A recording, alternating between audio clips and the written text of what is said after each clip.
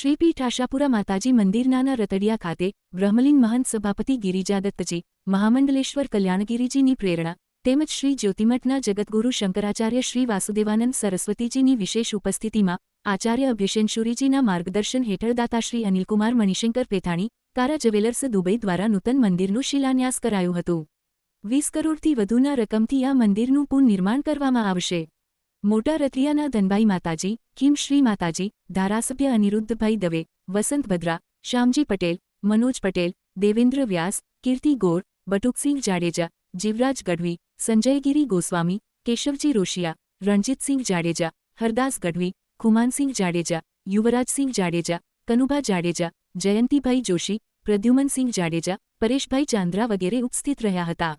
સમગ્ર વ્યવસ્થા સ્થાનિક સમિતિએ સંભાળી હતી। श्रीपीठ आशापुरा मंदिर रतड़िया मध्य सभापति जी ब्रह्मलीन महंत श्री गिरिजादत्त गिरीजी महाराज साहेब अने महामंडलेश्वर कल्याणगिरीजी महाराजनी असीम कृपाथी अने अभयसेन सूरीजीना नेतृत्वमां જ્યારે નૂતન મંદિરના શિલાન્યાસનો કાર્યક્રમ આજરોજ જ્યારે રતડિયા મધ્યે યોજવામાં આવ્યું છે ત્યારે મુખ્ય દાતા તરીકે અનિલકુમાર મણિશંકર પેથાણી કારા જ્વેલર્સ દુબઈ રહ્યા છે અને સંપૂર્ણ આખો મંદિર શિખરબદ્ધ જ્યારે 28 મહિનામાં તૈયાર થશે ત્યારે આ આખી એક જગ્યા જે બહુ પૌરાણિક અને ઐતિહાસિક જગ્યા છે એનામાં ભાવિકો ભક્તોનો આવવાનો પણ ખૂબ મોટી સંખ્યામાં ઘસારો વધશે।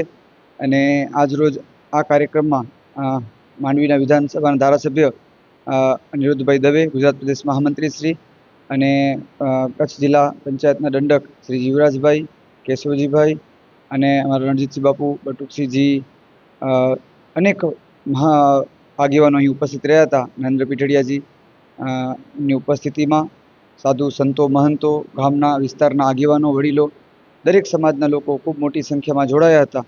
ત્યારે આજરોજ આ કાર્યક્રમ અહીં રતડિયા ખાતે યોજવામાં આવ્યું હતું।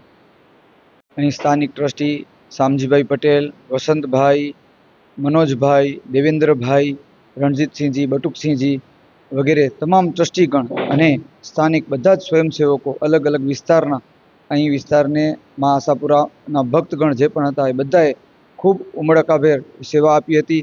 ખૂબ જ ભાવ સાથે, શ્રદ્ધા સાથે ભાવિકગણો આ પૂજામાં જોડાયા હતા।